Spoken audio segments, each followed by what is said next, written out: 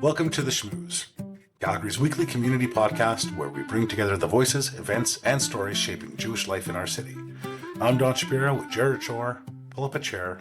Let's schmooze. Jared, we just finished chatting with Rob Nagus, CEO of Federation. I thought this was going to be like a 30 minute interview. It went on for well over an hour.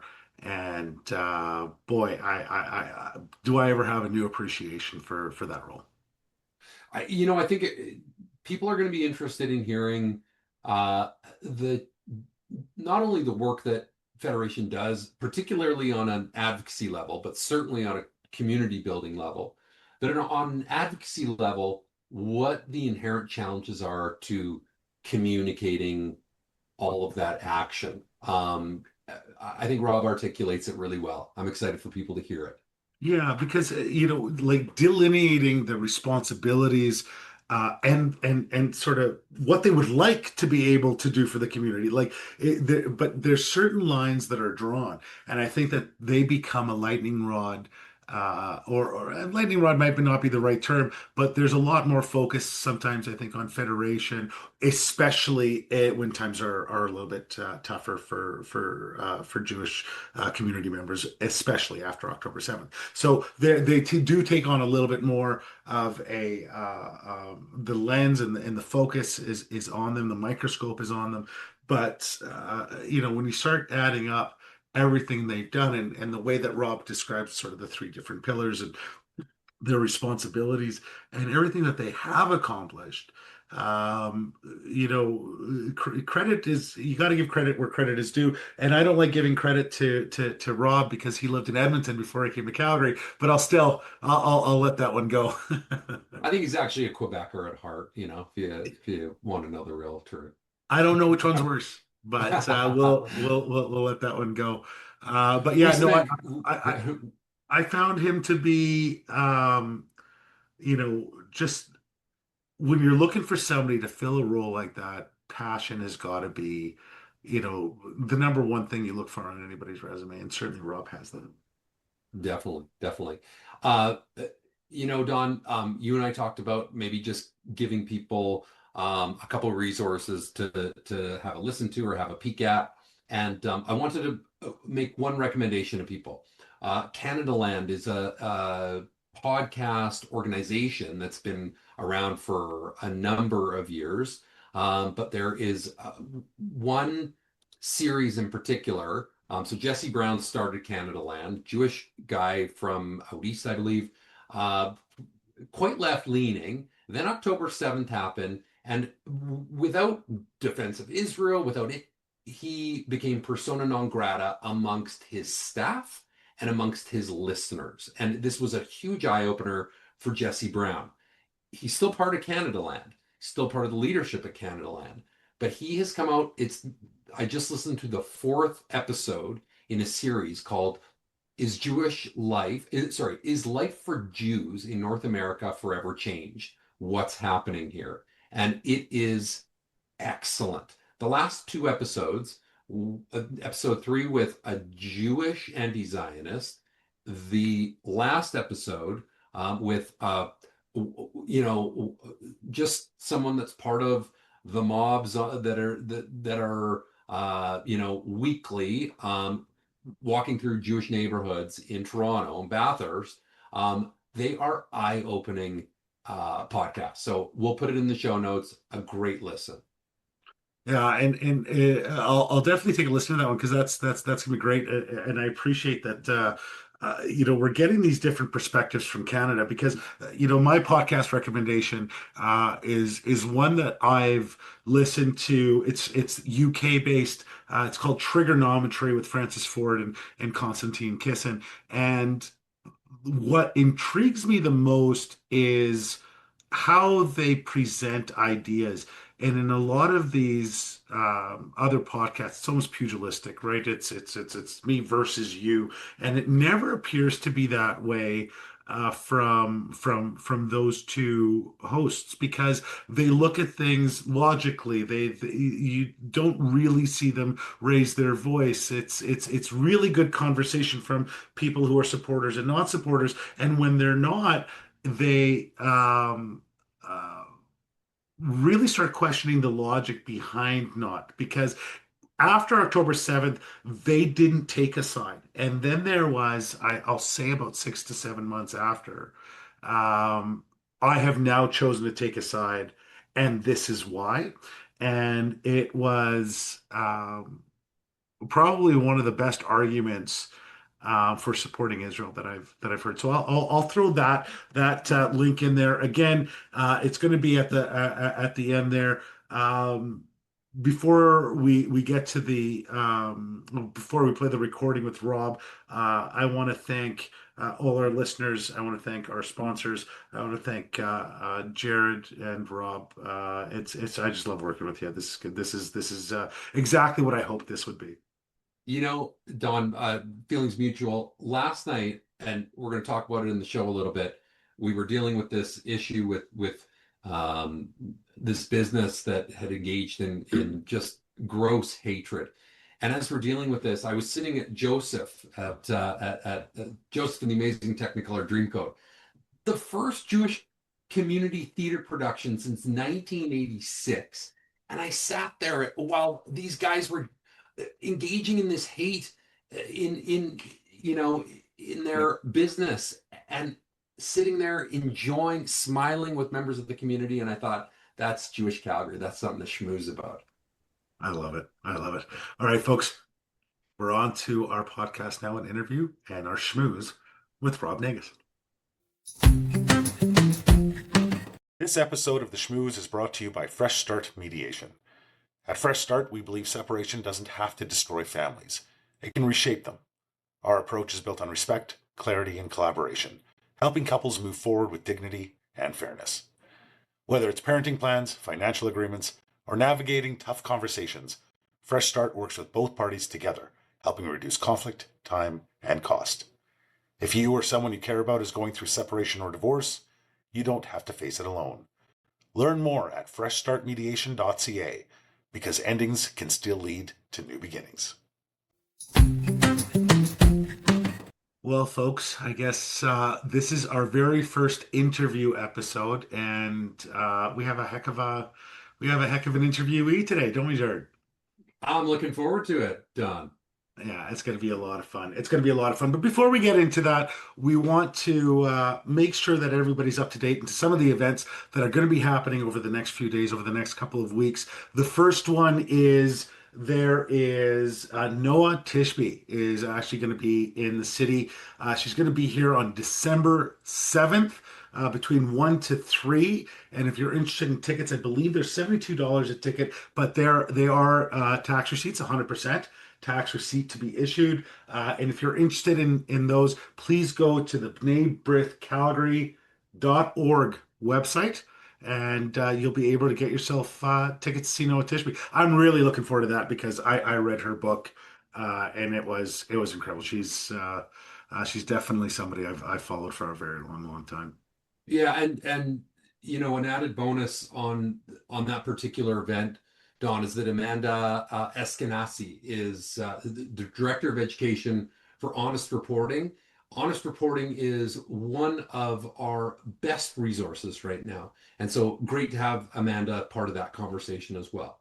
Yeah, for sure. And I think there's also still like sponsorship opportunities. So if you didn't know that she's coming and you want to get tickets, please come. I know this is going to be a heck of an event because she has done quite a bit of wonderful work in terms of getting the truth out there. Indeed. A great community building event is also taking place in the next couple weeks. So all of our downtown community on December 15th, there is a Lutka lunch, and you can go to Federation's website, jewishcalgary.org, check out the community calendar for more details on the downtown Lutka lunch. Yeah, and I've been to that event before. It's a lot of fun. It's a lot of fun. And of course, that same day, just a little bit later on in the day at 5:30 is the Chabad Lubavitch of Alberta's 37th annual Calgary Community Menorah Lighting at Calgary City Hall, in the City Hall atrium.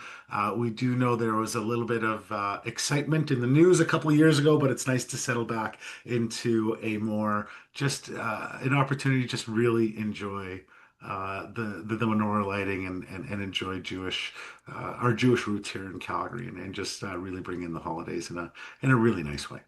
Yeah, and it is such a nice event and a wonderful opportunity for us to be surrounded by many of our allies at City Council, some of our representatives from the Alberta Legislature and from Parliament who are back from sitting, and certainly many of our allies in law enforcement and our friends and family. The menorah lighting is an event I've gone to since I was a little kid in this city, so looking forward to it. Yeah, and of course, listening to the kids sing is totally one of my favorite aspects. I applaud all the politicians and all the speakers, but when those kids put their vocals together, it really brings in the holiday in the best way. Best way. You're right. Last year with a late Hanukkah, I think we didn't have the kids last year, if I remember, No, because school was out. But right, I'm right. hoping that school is in, and we'll hear Akiva and CJ and their wonderful choirs. All right, Don, you ready to get to the schmooze? I can't wait. I can't wait. I've All been. right. This is gonna be a good one.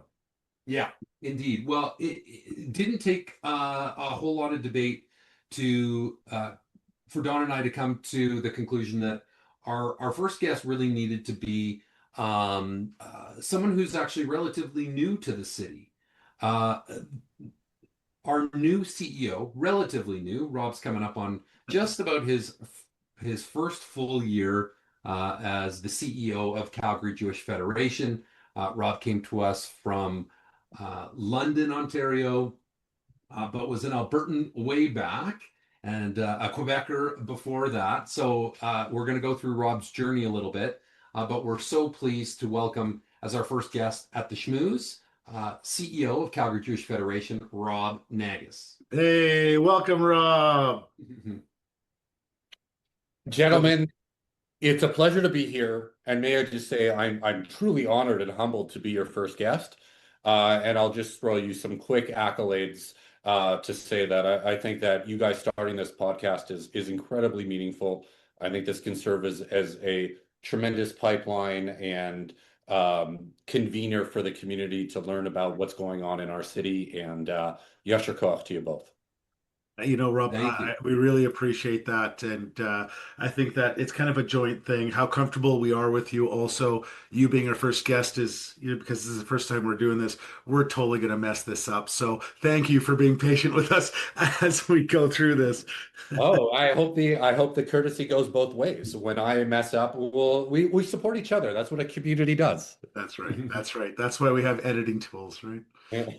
So, Rob, you and I met decades ago. I think I was a staff and you were some type of camper. I can't remember how close we are in age, but out at Camp BB, and spent some formative years out there. So, without diving back into your young childhood, tell us a little bit about your journey and what eventually brought you here to Calgary.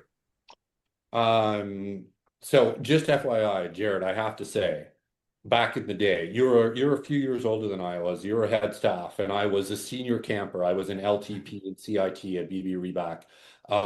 And you're a pretty cool dude. I maybe I definitely looked up to you. You were the man out of BB. But my story is essentially I was born and raised in Montreal, and I grew up very much in a secular but insular Jewish community. I went to Jewish day school. I went to Jewish summer camp. And growing up in Montreal, and I lived in the Hampstead, Côte Saint-Luc region, which I think is very different from the experience that you would get here out west. Every single person I knew was Jewish. All my neighbors were Jewish. And being Jewish almost required no effort. It was ubiquitous.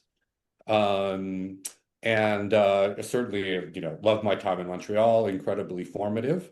And I went to Jewish summer camp out there in Montreal and was a big part of the community. But when I was 15 or just before grade 9, so I was probably 14, my mother remarried, and she married a gentleman who lived in Edmonton. And they met through a Jewish dating service before the internet, where you would go to synagogue and you would look at binders of potential dating applicants. And they found each other through this binder, and they started dating, and they got married, and I moved to Edmonton. My sister was a little bit older than I was. So she was already at McGill at the time in Montreal, so she stayed behind, and it was really just me, and I moved out with my mother to move in with my stepfather in Edmonton. And very much a culture shock, coming from a very insular, very robust Jewish infrastructure in Montreal. Not that there wasn't an amazing community in Edmonton. In fact, I can't think of many communities I think of more fondly than the community in Edmonton. But you had to put in the effort. I got really involved in BBYO, and I really wanted to go back to my summer camp out east in Montreal. And my mother insisted that I go to BB Reback because I needed to meet Jews in Alberta, and I'm so grateful that she did.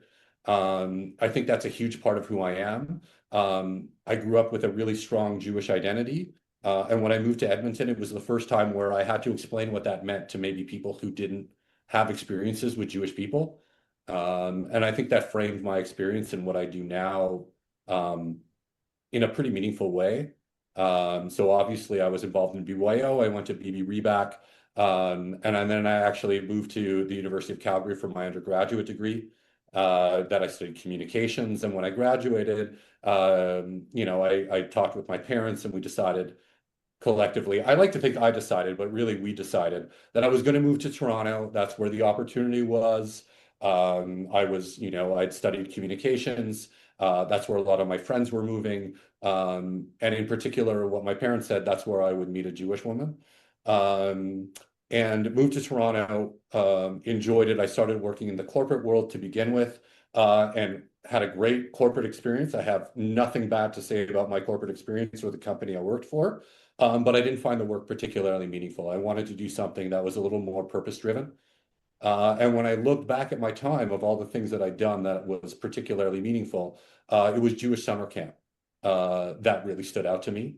And I got into this work, this Jewish communal work, really to be a summer camp director. I went to the head offices of the Jewish Community Center in Toronto, in Midtown, at the Lipa Green building. And I met with a person who at the time was the head of Canada-Israel Experience, which led the Birthright programming. So he was really engaged in young adult stuff, which was really an area I wanted to focus on. And he was like, I don't have a job right now, but I know, have you heard of Hillel? Because we're building out, which is the Jewish campus organization. There's been, they're building out Hillels throughout Ontario, and there's an opportunity to take over the Hillel at Queen's University. And I thought, yeah, that sounds fun. But I got into it with the goal of being a Jewish summer camp director. But I think that as I spent more time on campus and really worked on program, on Jewish identity, I really became passionate about some of the advocacy issues that we were facing on campus, even as early as 2008. And I saw these trends developing. For better or for worse, because it keeps me up at night, I became really driven by the advocacy piece and by the anti-Semitism that we were facing as a community, and the systemic threat that I think a lot of my friends that I grew up with seem to not pay any attention to. And that sort of led me where I am today. I spent a long time as the director of Queen's Hillel, and ended up taking over the role of principal at their small Hebrew school, at their small Talmud Torah, which was run out of their synagogue. Eventually, I would become the Hillel director at the University of Toronto, which was totally eye-opening because the political experience there and the systemic anti-Semitism that I was facing stays with me to this day. I realized I wanted to make a broader impact, and I knew that when we start thinking holistically about the future of the Jewish community, if I want to make the biggest impact on the biggest scale, I really wanted to get involved in federation. So I started working with the Federation in Toronto, then had the opportunity to take over a smaller shop in London, Ontario, which is a great community with a lot of surprising infrastructure considering its size, and an incredibly committed and historic community and diverse community, and was really enjoying my time there. But the opportunity presented itself to come back to Calgary, and in the back of my head, not that it presented itself, there were open applications for the CEO of Jewish Calgary, of the Federation of Jewish Calgary, and I've always loved Calgary. I think Calgary's an amazing city, and I've always loved this Jewish community. There's something about it. It's both forward thinking and ambitious, and Hamish and welcoming at the same time. And I couldn't pass up that opportunity. So I moved out here with my wife, who's also a lifelong Jewish professional, who was previously the Hillel director at Western. And we made our way to Calgary, and we're really happy with the decision. I think a great place to be, a great place to be, a great community, and feel lucky to be here. I'm sorry I talked so much. That was a long-winded response. Yeah, well, That's exactly what I asked you. Yeah. Yeah, it was definitely, I think you hit all the major points that we kind of put out for you. So that's good. But I find it interesting that kind of the parallels, for somebody moving to Calgary that maybe even come from Israel. You come from a place, Montreal, of inclusion, then a little bit more exclusion in Edmonton, or in that one experience in Calgary, with some touch points with camp. Then you go back to Toronto, another really large Jewish community, but now there's maybe a little bit more pushback. How does this frame, that inclusion versus exclusion? Because as an Israeli, I go to Israel, there isn't even a word in Hebrew for anti-Zionist. If you think about it, right? These things that you don't really deal with when you're talking about anti-Semitism, it's such a weird outlier. It's what they kind of suffer from. But moving back and forth through the different towns and experiences in Canada, I was hoping that you could shed a little bit of light on that in terms of your experience. So, I mean, it's interesting, Don. I think you bring up something that I think about a lot.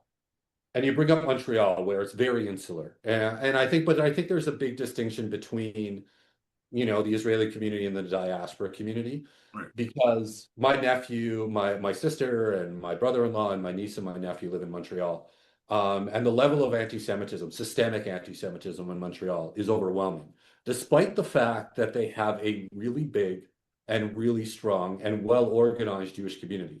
Same thing can be said of Toronto and Vancouver. And it's interesting that some of the places where there's, particularly in the Canadian context, but also I think in the American context, where there is the strongest and most robust Jewish infrastructure, you also get the greatest pushback, and you see the greatest level of systemic anti-Semitism. So when I come to Calgary, I feel like it's a little bit of the best of both worlds, where there's infrastructure here, there's a really well thought out and historic community that is welcoming and that has resources. But because it's a little bit more, I don't want to say grassroots, but it's just a little bit smaller than some of the infrastructure that would exist in, let's say, or Toronto or Montreal. I like to think it's a little bit more accessible as well. And I think this is unique. We'll get into this. I think this is unique in what I'm learning about Alberta politics. But I feel like, despite the systemic challenges which we have here, which I do want to talk about, this is a good place to be Jewish. It's a good place to be Jewish. I feel lucky to be here because anyway, I don't want to ramble too much, but Right. it's an interesting dichotomy. Sometimes the larger the Jewish community, particularly in the diaspora, the more pushback we face. Rob, people hear Federation, they hear UJA. You and I, before we started recording, we were getting a chuckle over some of the alphabet soup. And it's part of our objective is to help the community understand this. Even people who are involved don't get, what is Federation? What's different between UJA and Federation? So help map it out for us. What is federation? What are the main functions of federation? So listen, I appreciate the opportunity to speak about this, gentleman, and I will try and be relatively succinct. Um, so I think it starts with the mission. The mission of federation is to think holistically about the health of the Jewish community broadly in any city that we're in. That means, how do the organizations that currently exist, how do we communicate? How do we work together? Are these organizations financially sustainable, and what kind of support will they need currently, and what kind of financial support will they need in the future?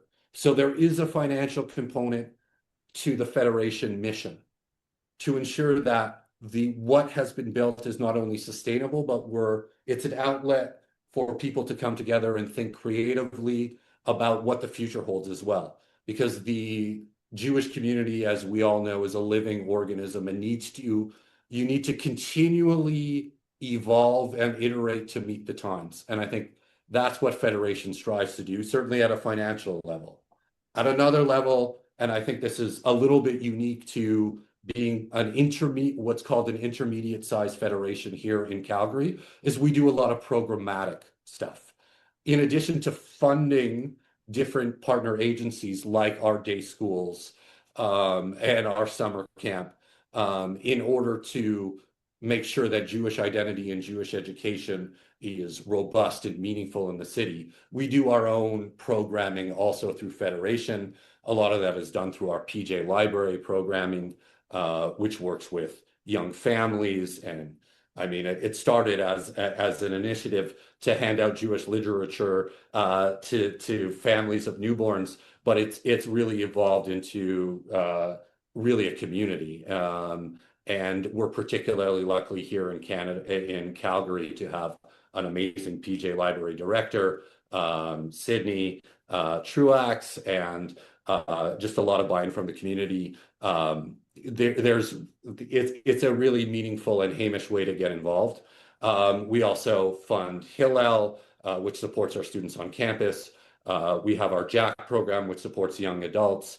We have the amazing Karina, who works on our inclusion program to ensure that people of different needs in the community feel welcome and have programming and outlets to engage fully in Jewish life. So I think we do a lot. We have a lot of focus on that programmatic element, and we work specifically with our partners at the Jewish Community Center, at the Perperny Family CJCC, who are amazing. And really, it's a very collaborative relationship. And then the last piece, which I'll say that Federation does in its most broadest sense, is we want to try, and I realize this isn't possible, to try and be a unifying voice in the Jewish community as it relates to issues of antisemitism, as it relates to issues of inclusion in our city, and some of the threats that we're facing, and also articulating a lot of the security needs.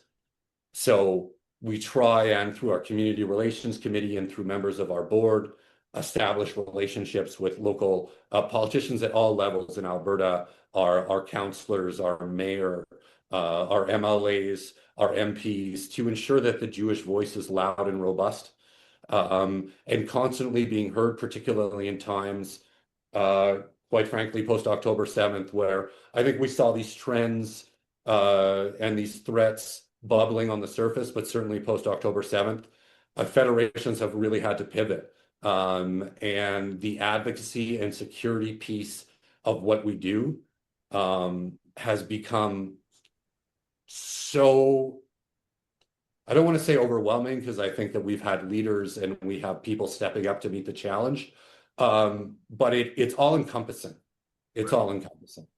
So let's break down those three different aspects, and let's focus on the first one. So when we start talking about some of that work, tell me what, and I get into this conversation with a lot of people, and sometimes I know the answer and sometimes I don't. We have Calgary Jewish Federation as, if we're looking at an org chart, where does UJA fit in? Where does CJA fit in? Where does, all these different what's affiliated and what isn't? Because, you go down to the JCC and you see pictures of past presidents of the Neighborhood Lodge. So there's always certain assumptions that are made, but what's connected and what is the responsibility of each? So I know there's going to be kind of a long answer, a kind of all-encompassing, but also if people are looking for more information, where do they go? And you know, I know the website is really good, but you know, I kind of want to lead people to some of these answers because I think the reason I'm asking is because I think sometimes there's an expectation of specific people to do specific things, and it's actually that part's not in their mandate. So it's getting that separation of responsibilities and duties out there so people can understand, so they can go more effectively, more efficiently, and get the outcomes they're looking for. Okay, so I've already been self-conscious, gentlemen, that I've been too long-winded in my response. And I'm worried I'm about to be even more long-winded. But again, I do believe in the power of brevity. So let me see what I can do here. Okay. UJA, the United Jewish Appeal, is our fundraising campaign for Federation. Okay. So we run our United Jewish Appeal campaign.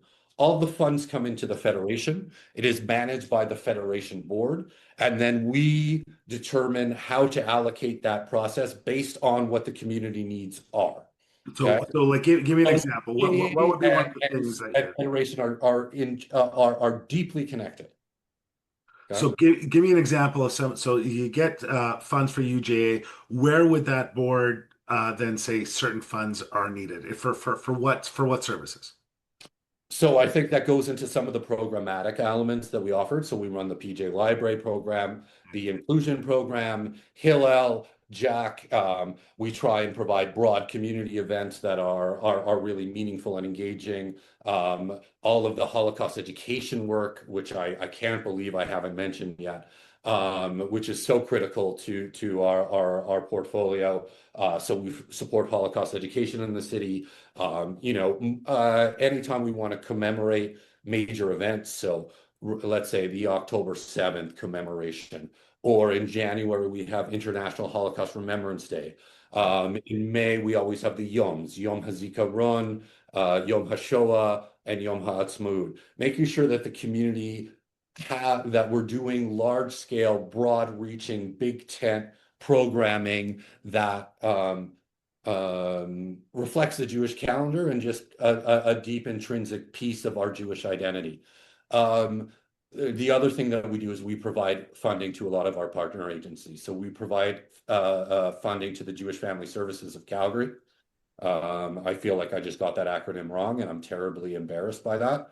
But a lot of the work that they do, and they do a lot of their own fundraising as well, and they're an amazing organization that is helping people deal with some of the most basic challenges that they can face in terms of human dignity and access to critical resources that will allow them to live a meaningful and dignified life.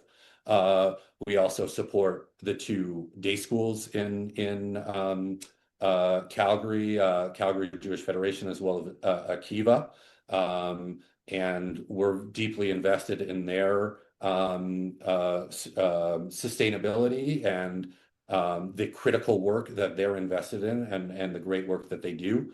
And then we also fund, obviously, camp. So we're thinking, I think that Federation at the end of the day is trying to think about Jewish life, and this is a little bit of a morbid phrase, but from cradle to the grave. Right. So from you really want to think of what it takes to sustain a Jewish community in a particular city, what institutions need to be present. For instance, we need to have a mikvah here in Calgary. A lot of people seem to take that for granted, or some people who are maybe not as observant may take that for granted. But it's something that we think about. And there's a mikvah at House of Jacob, and we want to work to support the mikvah. There are things that I think that often get overlooked when we think about how do we sustain a Jewish community. That this is Federation's mandate, and it's Federation's challenge. So these are the type of things that we think about. And then, we've always had the political piece to it as well, of trying to be a voice in the community. as it relates to advocating for our concerns and fighting against anti-Semitism. I think obviously that's become amplified post October 7th.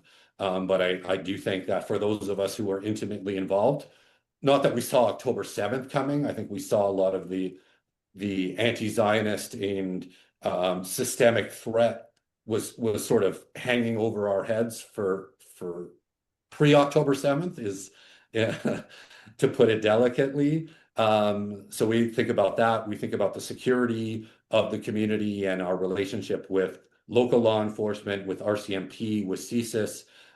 So it's really a broad purview, and it's a lot to think about, but it's really meaningful work. I believe in it, and I believe in the value of a centralized system.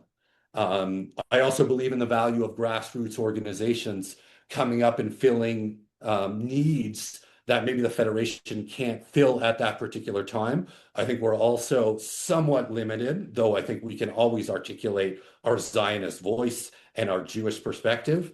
We are a nonpartisan organization.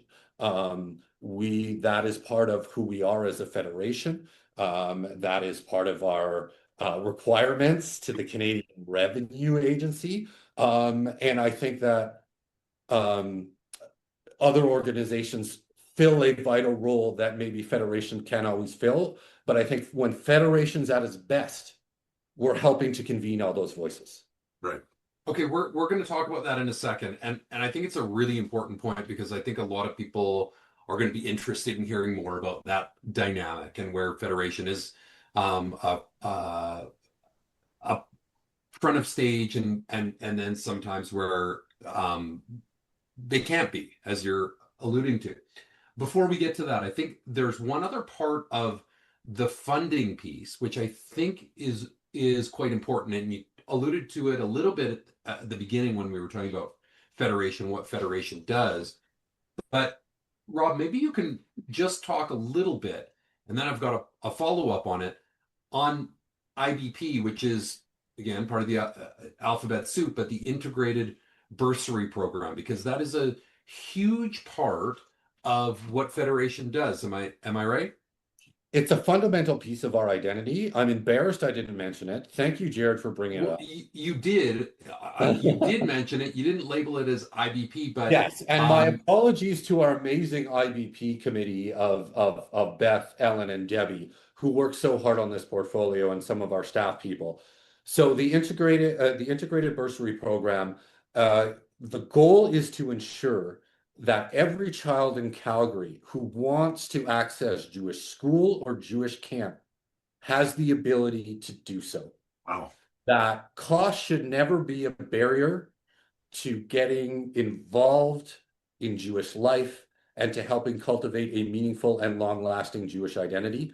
So the way that the IBP program works is it's a brilliant system, and one that I feel lucky to have walked into, where it's a one-stop shop, essentially. So if someone in our community needs support so their kids can access Jewish school or Jewish summer camp, they can come to the Federation through a highly regulated and anonymous system and apply for whatever their needs are. And then we provide subsidies so that they can, and then we also work with our partner organizations who have really stepped up to the plate as well, including the schools and the summer camp, to make sure that we're being able to provide access for all these young people. And one thing that I will say about the IBP program, which I think is, again, a flagship piece of what we do at Federation, the needs are growing. The cost of living Jewishly has increased tremendously. And even from the time I was going through when I got here, some of our historical records, and as of 2019, there were under 50 applicants for the IBP program. Last year, there were just under 80. There were, I believe, 77. And I imagine it will only go up in the future. Yeah, and I think the other thing we know is that there are people who might not qualify for IBP, but financially still can't afford to go or have to make the decision. This is either going to be really tough on our family, or we can choose public school. And it's going to lead me to my next question for you, because I'm interested in your take on this, and maybe this is going to be a little bit of a turn to advocacy. Please consider supporting Calgary Jewish Federation's annual UJA campaign as we work to build a dynamic, welcoming, and secure Jewish community. Your gift nurtures Jewish identity, empowers families, strengthens protection and advocacy efforts, and ensures a vibrant future for Jewish Calgary. The challenge is great, but together we can. Give today at jewishcalgary.org. I was listening to a fantastic podcast last week with Dan Senor, Barry Weiss, and Ben Shapiro. I don't know if you guys I listened to the same caught that one. There were many moments that caught my attention, but one in particular, and I believe it was Dan Senor who brought this point up. He noted the fact that Jewish philanthropists have made their have put their stamp on museums, universities, arts programs, you name it. There are Jewish philanthropists who have been involved in some of the greatest organizations and institutions across this country. And he was referring to the States, which, certainly it's more than true there as well. Many of these are institutions that have been incredibly challenging and, frankly, have turned their backs on the Jewish community. Some have become outright hostile. You look at something like the Museum for Human Rights in Winnipeg and what is going on there right now. That's the most egregious example I can think of. That's right. It's just a perfect example. And Dan Senor said, our Jewish philanthropists right now should be pulling every dollar out of those institutions and investing in Jewish life. And I thought, okay, I'm on board with that. I agree with that. What a great advertisement for Federation, for our schools, for our shuls. What's your take on that? So, I'll start it with a caveat, Jared. I work for a Jewish organization, so my initial answer is I support that statement 100%. Realistically, though, and I mean this candidly, and I hope that it doesn't sound self-serving, it's so meaningful to hear that kind of stuff. So I think by definition, I define myself as a centrist, politically. And I think that, recent political climate has challenged my centrist position. But overall, and this is firmly rooted in my Jewish values. I believe that the Jewish community has a responsibility not only to itself, but to the broader community in which we live. And I think that's so meaningful, and I don't want to give up on that. And I don't want to encourage people to give up on that. I think part of my pride as a Jewish Canadian, as a Jew, is when I look at all the contributions that we've made to quote unquote broader society. That fills me with pride, with motivation, with spirit, and I think it's a direct reflection of our Jewish values. I also recognize that in 2025, and we're about to be in 2026, which is surreal, a lot of these institutions, as you've correctly noted, that we've supported, that we've tried to be a thoughtful partner with, these relationships have become increasingly frayed and particularly challenging. And as a Jewish communal organization, I can speak on behalf of the Federation, but I think this is true if you would look at our day schools, if you would look at our synagogues. We're facing a tidal wave that we don't have the resources to deal with. To speak incredibly candidly, my day-to-day, my 8 a.m. to 5 p.m., first of all, I never work till 5 p.m. I work much later than that, as do most Jewish professionals, by the way, has completely shifted. And we're we're under-resourced, we're understaffed, and I think that particularly from an advocacy perspective, when we look at some of the people who are actively working against the Jewish community and what we stand for, we're getting killed. I mean, that's just me being really frank about it. And we need to build stronger allyships with our friends in our communities so that non-Jews recognize the urgent threat that we're dealing with and the strain that has been on Jewish organizations, both in a reactive sense, but also the stuff that we forget about, which is the proactive stuff, and ensuring that we're still focused on Jewish identity and Jewish education and the stuff that ensures that we have a Jewish community lidor vador from generation to generation. Because we're so focused right now playing whack-a-mole when this advocacy issue and this politician said that, and that institution and that school did this. It's overwhelming. And we desperately need that Jewish support where I think, I would hope that Jewish donors who really think holistically about the health of a city or a community or a country recognize the urgent need that Jewish communal organizations have right now, and also the power that they have to influence decisions at these broader institutions, at these communal institutions, because quite frankly, we need your support. And I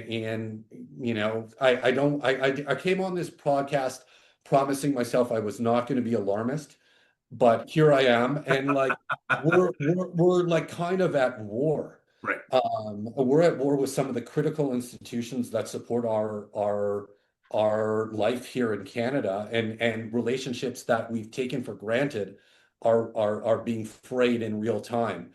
And I think that the donors to those institutions have real power, and I encourage them to make their voices heard. And this is kind of where it kind of leads to that next point, because fundraising is never, as a full-time job, is never an easy thing. So if we're talking, pre-October 7th, this was a difficult job. Now we're in a post-October 7th world where, as Jews, we're seeing this just explosion of anti-Semitism that has reached streets to the point of, I go down in Marda Loop every once in a while and remove anti-Semitic stickers because I have a family member who lives there and doesn't feel comfortable walking her dog.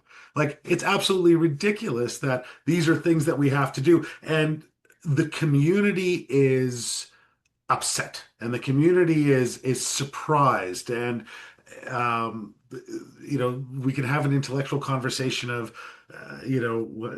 the golden age of being Jewish in Canada is over, right? But that's not where I want this to go. Where I want this to go is, so people are frustrated and they look to the biggest central hub in Calgary, which is Calgary Jewish Federation. There are certain things that Federation does do, and there's certain things that they don't, yet those expectations of results land really at your footstep and at your doorstep. So I want you to talk about that a little bit, that, because of October 7th, maybe that's one of the reasons there's an uptick where they want kids going to a safe school at CJA, whereas where before they want. Perfect. Like, that's perfectly reasonable. But yes, that would increase expenses. Then we have these different organizations, and I know, Jared, you've worked with CJA. I'm not clear as what the CJA arm is and everything. So, but there are different activist organizations in Calgary as well. But that's not, Federation. Talk to me about those differentiations, because it seems sometimes that Federation, because I know I felt that. Talked to me 2 years ago, and I'm like, why hasn't Federation done anything?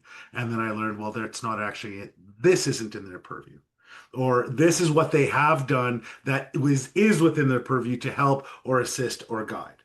So that's where I kind of wanted you to clarify a couple things. For sure. So appreciate the question. Shockingly, not the first time I got it, Tom. So I will say this. I think Federation historically here in Calgary and broadly throughout the movement. I'm a federation guy. I think they've done a lot of work.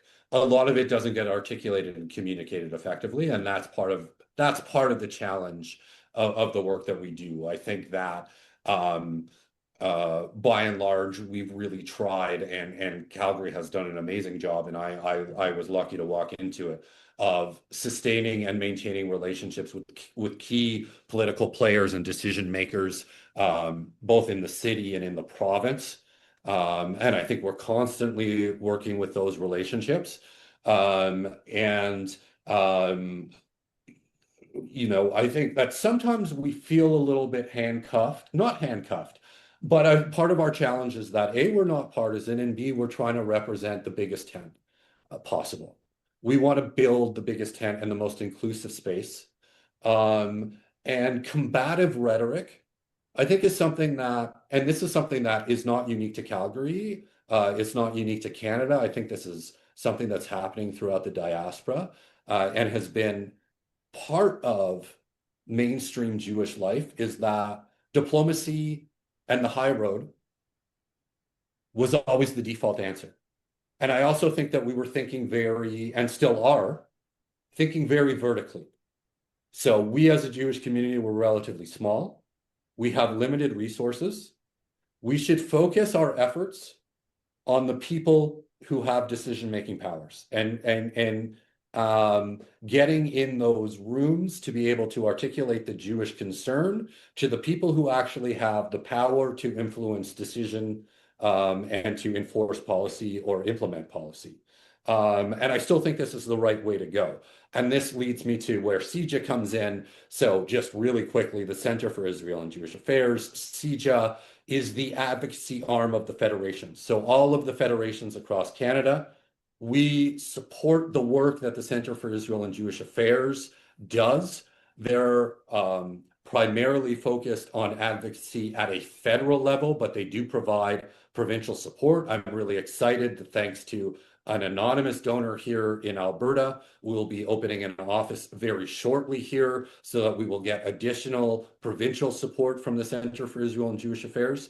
But I will say, it's still, we don't have the resources that maybe some of our adversaries do, and our strategy has always been very vertical, very top down. I think what we've seen, particularly in a post-October 7th world, is, and one of the things that the mainstream Jewish community, and this isn't an indictment of Calgary, this is an indictment of broadly how we've approached it, but also just our limitations. We didn't think as horizontally. And I think some of our adversaries thought very horizontally and did a lot of great work rallying a grassroots community, which has in turn influenced some of those decision makers in a way that has posed a new challenge for relationships that maybe, not that we took for granted, but that maybe existed a few years ago, that are harder to maintain than they ever used to be. And I think that the Jewish community, I mean, Jared, you sit on the CIJA board. These are what the conversations are all the time. We've had our advocacy strategies that were focused on, particularly CIJA was focused on shared values and what makes us inherently Canadian and Jewish, establishing these nuanced and thoughtful relationships and having meaningful conversations. And we've been confronted with people who don't take that nuanced approach, who can potentially be really loud and squeaky and not nuanced. And where we thought, and this is me, I shouldn't say we, where I thought as like a system guy, that in the long term, this would be to our benefit, that people would wise up, that Canadian values would see through the hysterics, and see to the people who are the adults in the room. I don't know if that's been working. And I think that Federation and the mainstream Jewish community, and I think all of the advocacy organizations in Canada, whether it be CIJA, whether it be B'nai B'rith, whether it be Friends of Simon Wiesenthal, whether it be Stand With Us Canada, whether it be Hasbara or Allied for Strong Allied Voices. There's so many organizations. There's now Tough Seek. Everyone's filled because I think there's a value in that grassroots, and there's been a frustration in the lack of movement and these relationships that we once had that don't seem to be as effective as they once were. And I think we want to, I think the approach to that is two-pronged. I think we need to continue to be systemic and proactive and centralized. But I think we also, as a mainstream guy and as like a system guy, definitely see the value of these grassroots organizations, and we need to find better ways to work together to leverage our collective voice, because at the end of the day, we all want the same thing. Nair Communications helps organizations and leaders share their message clearly, confidently, and with purpose. From strategic communications, planning to execute messaging, and reputation strategy, Nair brings clarity to the moments that matter most. Rooted in the Hebrew word Nair, meaning candle, Nair believes the best communication doesn't just inform, it illuminates. Visit naircommunications.com. That's Naer communications.com, and let your message shine. We all want the same. So Rob, thank you for articulating all of that and some of the challenges inherent in coordinating and communicating. So knowing, I've been involved in so many of these conversations over the years, some of these advocacy conversations, and so I can relate to a real sense of frustration when you hear things like federations doing nothing. I mean, there's hardly an issue that arises where we haven't gotten a group together and thought every angle through and come up with what we feel is the best strategy for the community, given our resources, our limitations, etc. So, and you've articulated that, knowing that there are certain things that you just won't be able to tell the community because it's a conversation that's happened behind closed doors, because this is a strategy that isn't necessarily for a broader consumption. And we know that there are no secrets these days. There's nothing that goes to our community that doesn't go out to the broader public. So knowing that there are certain things that are just not going to get aired, where and how can people find out what Federation is doing? What's the best way to stay informed? And frankly, if you want to get involved and you think Federation is a good avenue for you, if you're a listener right now, where do you go? How do they get in touch with Federation and some of these advocacy initiatives? So particularly around the advocacy initiatives, I would say to reach out to me directly. I want to hear from you. This is a priority, and I think that one of the things that we're going to be working on, we just started actually working with an amazing local company called Finley and Associates, who's helping us on our strategic plan. We're off to what hopefully will end up in being a really meaningful and successful campaign where we can start allocating more resources to not only our advocacy efforts, but how do we keep people and the community engaged in those processes? Because I think that's really meaningful. So historically, we have, and also currently, we have a very active and determined and thoughtful community relations committee, which meets monthly and reports to our board of directors. That is speaking about these issues, both from a proactive and a reactive sense. What are we doing long term to deal with some of these issues, and what are some of the mechanisms that exist to deal with these issues as they come up in real time? So I would say to definitely get involved through that. And in terms of how we communicate some of these behind the scenes conversations that happen on a daily basis, it's difficult. I think that there's no perfect answer to this, Jared. And I know you've been a part of a lot of those conversations. I can think of two off the top of my head right now that I don't feel comfortable commenting on because they're in progress. That's always part of the challenge. We need to work with these institutions that support our society. We want to make sure that our voice is heard and that we don't just passively go with whatever agenda they choose to set. Um, at the same time, when there are ongoing initiatives going on, it is sometimes difficult to share in real time. Um, what that requires, I think that there are still creative ways as a federation that we can um, find ways to articulate that. I think that you guys going grassroots and starting the Schmooze and having this podcast is a great and incredibly powerful tool. Not that you guys are a mouthpiece of the Federation in any way, but it's just another way where I think the community has an outlet to hear about what's going on broadly in the community. And this is where supporting some of these grassroots initiatives, I think, is really, really meaningful. And then the last thing that I'll say, which I realize is maybe not going to please everyone, is sometimes we're Jewish and we need a little bit of faith.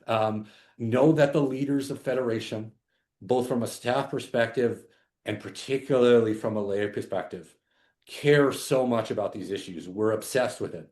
Our lay leaders work 60-hour day jobs and then come and work a 40-hour volunteer experience. When an issue happens in Calgary, we take it personally. We're constantly talking about the best way to move forward strategically, principally, which sometimes can work against each other. Do we want to take a principled stand if it's going to backfire? Like, we're thinking about all the political repercussions from a political relations perspective. How will this message be viewed by the Jewish community? How it will be viewed by different members of the Jewish community? How it will be viewed by the broader community? These conversations are really difficult, but we have great minds around the table. And if you're interested in participating in those conversations, the Community Relations Committee is the most direct outlet. And I would love to hear from you. And I think that's kind of the where I kind of want to go into the third pillar that you were talking about and lead into that, because as some listeners may know, on November the 12th there was a very problematic panel that was put on by MRU, and a few of us went to that. And the outcome of that was there was a call to violence against Jews, and there was I mean, it was indoctrination 101, and it was a very brutal event. So when we wrote up the summation of that, the people we handed it to was Federation, right? Like, there's where do you take this now? It's now something's got to be done with it. Yes, social media was helpful. Yes, as some other organizations were interested, but and again, I won't go into detail with it, but from what I've heard, I'm satisfied that Federation is doing everything it can at this point in time. Now, there's with everything, when we start taking a look at what's happening versus outcomes are difficult, especially in the world that we live in, because there's a whole other partner that needs to step to the table here, and sometimes that just doesn't happen. But knowing throughout my experience, my level of frustration was pretty high. And how do we organize? What I saw from Federation was a willingness to work with outside organizations, even on a fundraising type of event. It was the willingness to take the lead and taking charge and making sure that and holding institutions to account. And it was thoughtful, and it was systematic. And then it even gathered people from outside that weren't involved, that kind of went back and got more information. So in that, I've been more settled, but the only reason I feel settled is because I've become more and more involved. I've gone to the CRC meeting. I've gone to, I've had these private conversations. We are starting this. It's standing back, and again, without accusation, I think that patience is not one of the virtues of anybody that I know. But there are answers out there, and it is comforting from my perspective, which has been maybe, I don't want to say I've been critical, I've been unaware or uninformed, and moving into this space has now given me a level of comfort that I do speak in a different way than I did before. And when we take a look I think this is also a really good time to kind of bring up something that just happened or came to the attention of many of us yesterday. There's a local business up in the Northwest that to promote their business, they put on and they put out anti-Semitic content. Now, this isn't just anti-Semitic content. This was full-on Holocaust denial, which is actually, a crime. Like this is against the criminal code of Canada. And they put it out, and then they literally doubled down with repeated videos saying, "Oh, now we're going to face backlash." And then yesterday, when it hit the Jewish community en masse, because I think it's only been a few days they put these up, the Jewish community really united through social media and through the leadership of some people to get together and make people aware. And I actually want to speak to another part of that afterwards. But these are the things when these things happen and there's something anti-Semitic. Federation is really the first point of contact. I would I that's I yes. The short answer to that is Don is yes, and I appreciate the thoughtful words that you said about federation. It's always we want to be that first point of contact. We have those relationships, both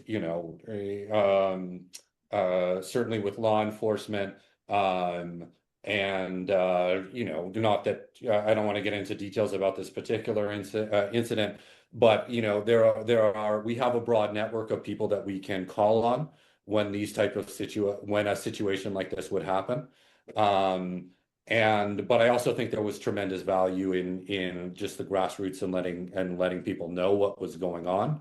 I don't want to comment too much on that, other than I will say that what I saw was egregious. And I do think that, and I hope that law enforcement, and I have every indication that they will continue to take this really seriously.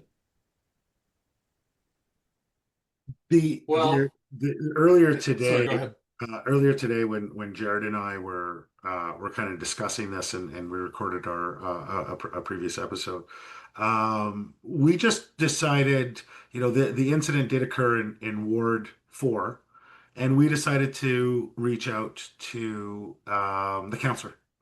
And I think that this is one of those pieces that when we work together and it was really funny. So we call, and I just got to say this as a aside, we call the office, and then it turns out that one of there's a personal relationship with somebody who worked in the office, and it's those things that unless you pick up the phone and actually do something, you won't hear back. And almost immediately, I'd say within a couple of hours, we received a statement from Councillor Kelly, and I will post it on the website. But I just do want to just say right here in quotes from Councillor Kelly, Ward 4, hate has no place in Calgary. Today, I've been made aware of allegations that a social media account run by a business in Ward 4 has been engaging in Holocaust denial.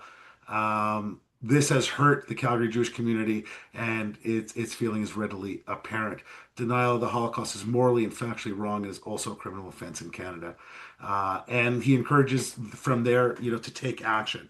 So it's nice to know, like sometimes we feel we're in a silo, but when we use the appropriate tools to go out there and see where the support is and call people to task, it happens.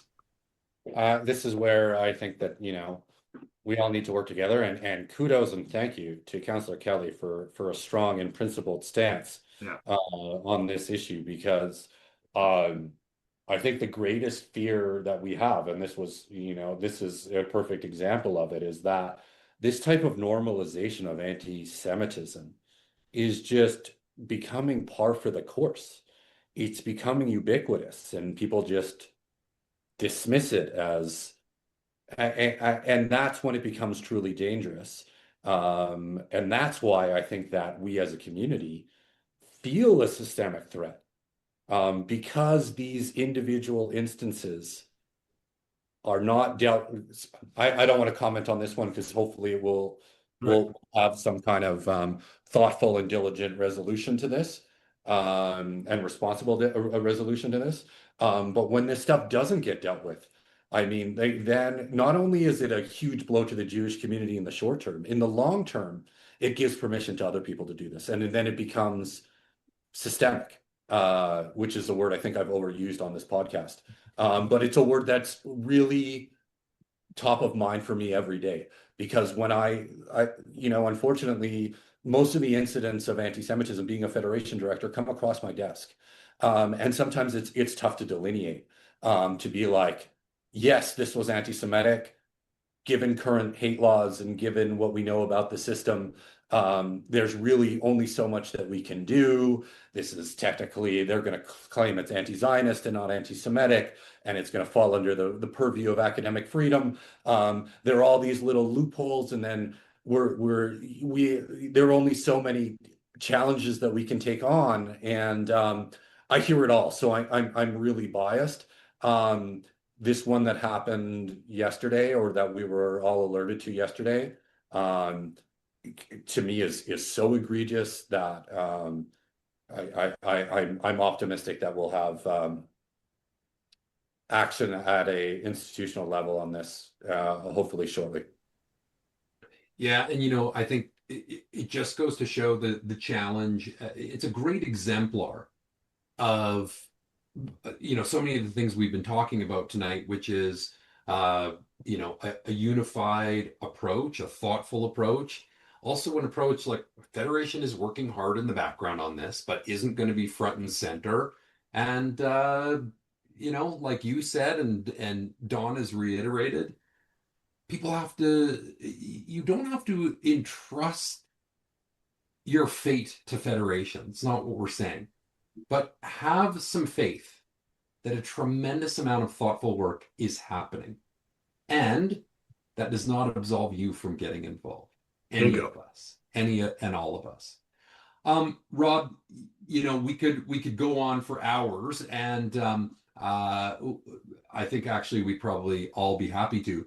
But you can have me back. I mean, I realize I can't. We are going to have you back. We are going to have you back. We got to have a few people in before we have you back, but we're going to have you back. You can't have me back to back. Yeah, I get that. We really appreciate it, and I can just say, as a born and raised Calgarian, how nice it is to have you here and your lovely wife here. And thank you for spending the time and coming and schmoozing with Don and I today. Listen, gentlemen, it was a pleasure, and I wish you continued success with this podcast. I think it's an amazing initiative. I applaud your individual leadership and courage and integrity in doing this. I think it's going to have a really tangible and meaningful impact on the community. I encourage all listeners who are hopefully a little bit inspired by this to get involved with your federation, or do something, or contact Dawn and contact Jared and contact your friends and do something and try and connect with the broader Jewish community as you do it. I think would be my only ask, but get involved, make a difference. We're not going to do this alone. And it takes, to steal a phrase and to steal a cliche, it takes a village, and it's going to take a village. Yeah. Rob, again, on behalf of Jared and I, thank you for everything. Not only for this chat, I think that people will walk away with a ton more information and maybe a little bit of weight off their shoulders. But Not too much weight. For the We work don't need you involved. We need you. Right. But thank you so much for the work that you do, day in, day out. I think the community of Calgary is very lucky to have you. And like Jared was saying, thanks for schmoozing with us. Very nice to be here. Thanks again for having me. And thank you to Calgary for having me, truly. All right. Thanks, Rob.